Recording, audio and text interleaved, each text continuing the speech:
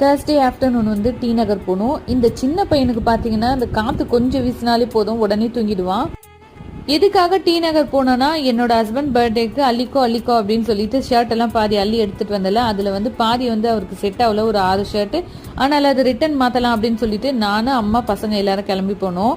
வீட்டில் பார்த்தீங்கன்னா எல்லாருக்கிட்டையும் ரிட்டன் தானே மாற்ற போகிறோம், சீக்கிரமாக வந்துடுவோம் அப்படின்னு சொல்லிட்டு போனோம். ஆனால் 2 மணிக்கு போயிட்டு 6 மணிக்கு தான் வந்தோம்.